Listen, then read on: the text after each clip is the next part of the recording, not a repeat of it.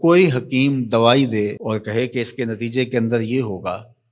اور مریض ایک مہینے کے بعد وہ دوائی استعمال کرنے کے بعد آ کے کہے مجھے تو کوئی فرق نہیں پڑا، تو طبیب نبض دے کے کہتا ہے کہ تم نے پرہیز جو بتایا تھا وہ نہیں کیا، تب اس کا فائدہ تمہیں نہیں پہنچا۔ وہ کہتا ہے میں پرہیز تو نہیں کروں گا، مجھے شوگر کا مرض لاحق ہے، میں تو دبا کے میٹھا کھاؤں گا، لیکن میں تمہاری دوائی بھی لوں گا، لہٰذا مجھے شفا ہونی چاہیے، لیکن جو آپ پرہیز بتا رہے ہیں وہ میں نہیں کروں گا۔ ڈاکٹر کہے گا پھر کرتے رہو، دوائی بھی کھاتے رہو، لیکن فائدہ نہیں ہوگا۔ لیکن اگر مریض مکمل پرہیز بھی کرتا ہے اور پھر دوائی بھی لیتا ہے تو اللہ شفا عطا کرتا ہے۔ اللہ نے روزے کا نتیجہ تقوی رکھا ہے، لیکن ساتھ یہ شرط رکھی ہے کہ تم ان امور سے رک جاؤ جن سے تمہارے رب نے منع کیا ہے، پھر لازمی نتیجہ یہ ہے کہ تمہارا دل تقوی کے نور سے جگمگا اٹھے گا۔ اور اگر پورا مہینہ روزہ رکھنے کے باوجود بھی اتقاء کا نور نصیب نہیں ہوتا اور دل کو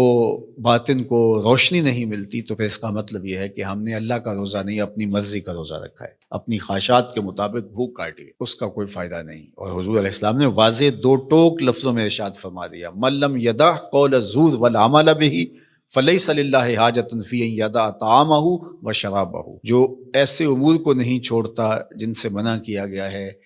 تو پھر اس کے بھوکا اور پیاسا رہنے کی اللہ کو کوئی ضرورت نہیں۔ یہ خوراک بچاؤ مہم نہیں ہے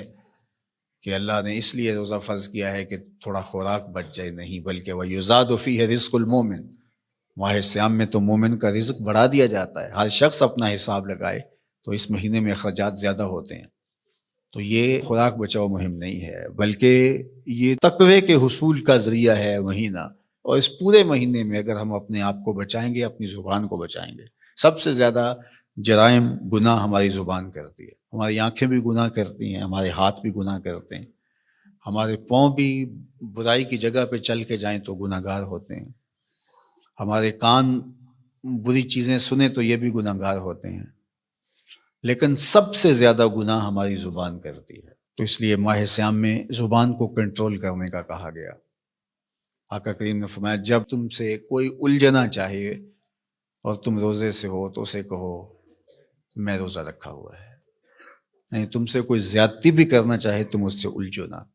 اور کہو انی امرؤ صائم، میں روزہ رکھا ہوا ہے۔ تو روزے کے اندر تو آپ اپنی زبان کو بچاتے ہیں اس احساس کے ساتھ کہ میں روزے سے ہوں۔ یہ احساس جب جڑا ہوتا ہے کہ میں روزے سے ہوں تو کلی بھی احتیاط سے کی جاتی ہے نا، کوئی قطع حلق سے نیچے نہ ٹپک جائے۔ جب آپ روزے سے ہوں اور یہ احساس آپ کے ساتھ جڑا ہوا ہوتا ہے تو آپ امور میں احتیاط کرتے ہیں کہ میرے روزے کو نقصان نہ پہنچ جائے۔ تو کیا صرف کھانے اور پینے سے ہی روزے کو نقصان پہنچتا ہے، یا روزے کو نقصان پہنچانے والی اور چیزیں بھی ہیں؟ تو اگر غیبت ہے، جھوٹ ہے، بہتان تراشی ہے، سب و شتم ہے، حتیٰ کہ فضول گوئی ہے، تو یہ چیزیں روزے کے نور کو ختم کر دیتی ہیں، اور پھر وہ بندہ بھوک اور پیاس کاٹ رہا ہوتا ہے۔ تو بھوک اور پیاس سے مقصد جو حاصل ہونا ہے، دیکھو میں نے ابن عاشور کے حوالے سے کہا کہ کچھ چیزیں ہیں کہ ہمارا ذہن طے کر لیتا ہے اور ان سے دور رہنا ہمارے لیے مشکل نہیں ہوتا، جس طرح مردار ہے، خنزیر کا گوشت ہے، اور اس طرح کی بہت ساری چیزیں ہیں، ہزاروں ایسی چیزیں ہیں جس سے ہم بچتے ہیں، اور ان سے بچنے کے لیے ہمیں کوئی محنت نہیں کرنا پڑتی۔ وہ کہتے ہیں ہمارا مائنڈ کلیئر ہو گیا کہ یہ حرام ہے، یہ گناہ ہے، ہمارے رب نے منع کیا ہے،